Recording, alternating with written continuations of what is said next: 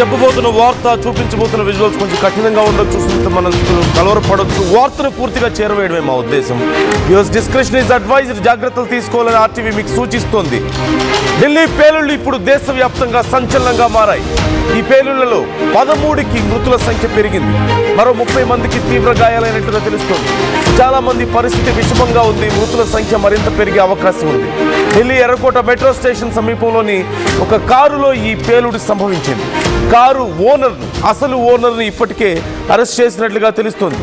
ఢిల్లీ పేలుళ్లపై ప్రధాని మోదీ ఉన్నత స్థాయి సమీక్ష నిర్వహిస్తున్నారు. బ్లాస్ట్ జరిగిన ప్రాంతాన్ని హోంమంత్రి అమిత్ షా పరిశీలించారు.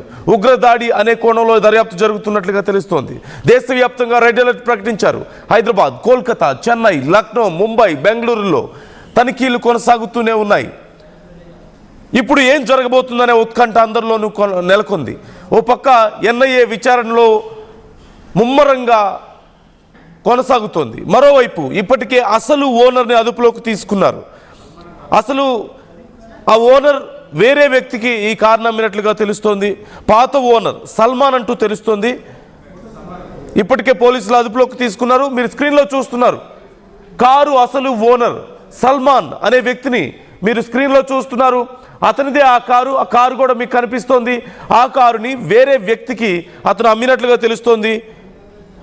ఆ కారుని వేరే వ్యక్తికి అమ్మినట్లుగా తెలుస్తుంది. ఇప్పుడు అవి ఎవరికి అమ్మాడు అనే దాన్ని పోలీసులు విచారిస్తున్నట్లుగా సమాచారం అందుతోంది. HR-26 ఈ కారు గుర్గాంకు చెందింది.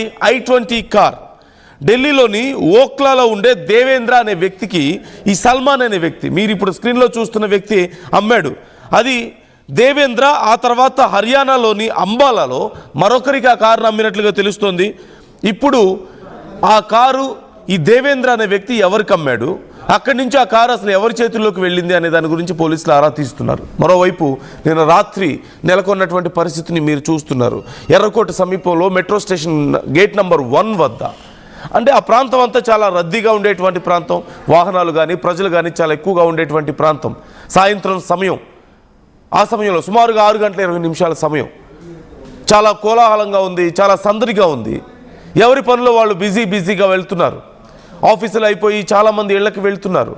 చాలామంది పేరెంట్స్ వాళ్ళ పిల్లల్ని బయటకు తీసుకొచ్చారు ఎర్రకోట చూపించడానికి. ఆ ప్రాంతంలో సరదాగా గడపడానికి చాలామంది పేరెంట్స్ పిల్లలతో బయటకు వచ్చిన వాళ్ళు ఉన్నారు. చాలా వ్యాపార దుకాణాలు చాలా సందడిగా ఉన్నాయి. ఒక్కసారిగా అప్పుడు సంభవించిన పేలుడుతో ఆ ప్రాంతంలో అసలు ఏం జరుగుతుందో తెలుసుకోవడానికే కొన్ని నిమిషాల సమయం పట్టిందంటే అర్థం చేసుకోవచ్చు ఎంత భయాందోళన అక్కడ నెలకొందనేది. ఎక్కడ చూసినా మంటలు, ఎక్కడ చూసినా హాహాకారాలు, తెగిపడిన శరీర భాగాలు, ఛిద్రమైనటువంటి ప్రాణాలు కోల్పోయినటువంటి ఎంతోమంది మృతదేహాలు అక్కడ కనిపించాయి.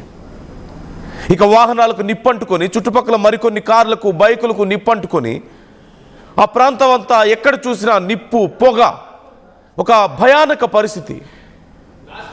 ఏం జరుగుతుందో ప్రజలకు అర్థం కాలేదు. కనీసం సుమారుగా కొన్ని నిమిషాల తర్వాత ఏదో పేలిపోయింది, ఇక్కడ ఒక పెద్ద బ్లాస్ట్ జరిగిందని చెప్పేసి రియలైజ్ అయ్యారు. ఆ చుట్టుపక్కల ఉన్నటువంటి ఇళ్ళు, కాలనీలు అన్నీ కూడా షేక్ అయిపోయాయి ఆ బ్లాస్ట్కి. ఏం జరుగుతుందో ఏంటో అంటూ బయటకు పరుగులు తీశారు. ఒక పెద్ద శబ్దం. ప్రశాంతంగా ఇంట్లో సాయంత్రం పూట టీవీ చూస్తున్నారు, వంట చేసుకుంటున్నారు, పిల్లలు ఆడుకుంటున్నారు. ఒక్కసారిగా ఏం జరిగిందో తెలియదు.